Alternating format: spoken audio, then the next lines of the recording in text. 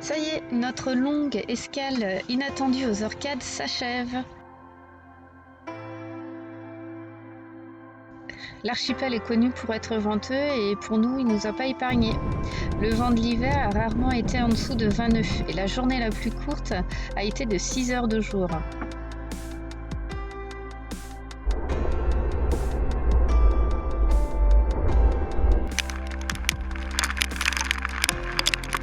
En période des fêtes de fin d'année, un événement s'organise à Orkney, le BA. Alors là, on va à un jeu traditionnel spécial à Orkney, ça s'appelle le BA. Alors c'est apparemment très violent, donc faut quand même se mettre à l'abri des équipes. Alors tout a été clôturé pour que personne ne se blesse et aucune vitrine soit cassée. Alors ces deux équipes qui s'affrontent cet après-midi, c'est les hommes. Et faut emmener la balle soit du côté du port ou soit du côté du mur de l'église. On nous a expliqué que depuis quelques années, il y a un entrain stratégique alors qu'auparavant, il n'y en avait pas trop.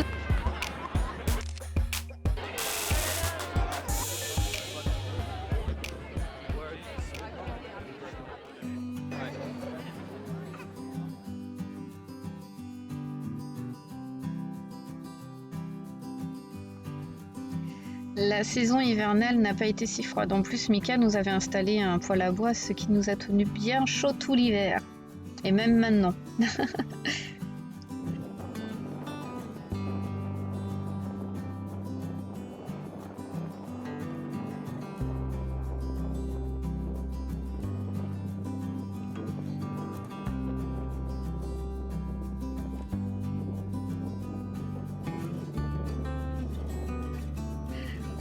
Pendant cette période d'hiver, alors du coup, on a observé les bébés phoques. C'était super de les voir dans leur milieu naturel avec leur mère, leurs parents.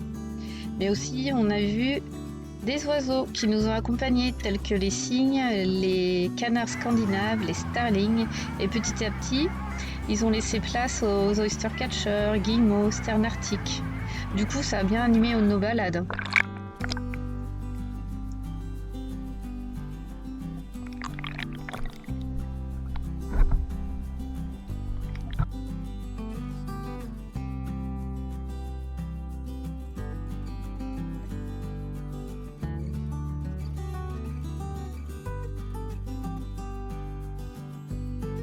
Outre les vents violents dans l'archipel des Orcades, ça offre à l'archéologie le dévoilement du mystère néolithique.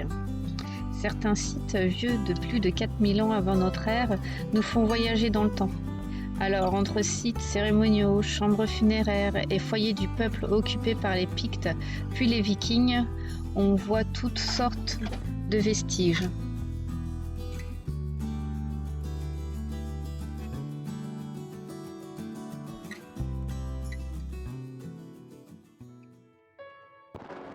Alors pendant le confinement de printemps, qui pour nous a duré plus de 3 mois, les gens nous ont aidés. Alors un grand merci. Alors ce matin, une grande surprise, il y a un volontaire qui vient vérifier les haussières sur le port. Il a appelé au bateau et en fait il nous a ramené 4 sacs de bois. Il sait qu'on chauffe au bois avec le poêle. Il nous a ramené 4 sacs de bois parce qu'actuellement on est enfermé dans le port. Enfin on est enfermé, on peut sortir dans un cas d'urgence, en revanche on peut plus re-rentrer. Donc déjà qu'on limitait les trajets à l'extérieur, mais là on n'en fait plus du tout. Enfin au moins pour les courses, mais pour le bois on n'en fait plus du tout. Merci à lui parce que ça va vraiment nous aider. Et en plus il les a coupés à la taille. Il les a coupés à la taille du poêle quoi. C'est fantastique. Merci énorme. À lui. Merci Erki. Bon, alors voilà, c'est vraiment super. On est vraiment gâtés. Il y a la communauté d'ici qui nous a ramené tout un trolley avec tout un chariot avec plein de nourriture. C'est vraiment touchant, merci beaucoup. La communauté d'Orkney, ils lâchent pas les gens, quoi, même si on n'est pas d'ici. Voilà, on a passé un petit peu de temps ici, on fait partie intégrante du paysage.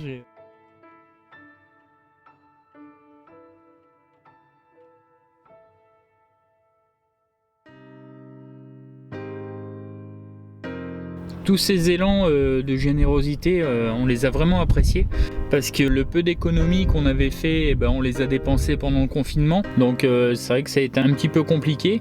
Là ça va quand même mieux. Le déconfinement s'est passé en 3 phases. Là maintenant on est arrivé à un stade où on peut aller naviguer au-delà de 5000 nautiques et ne pas être obligé de rentrer le soir. On n'avait surtout pas envie de se donner envie d'aller naviguer ou quoi. Donc on a préféré attendre au port.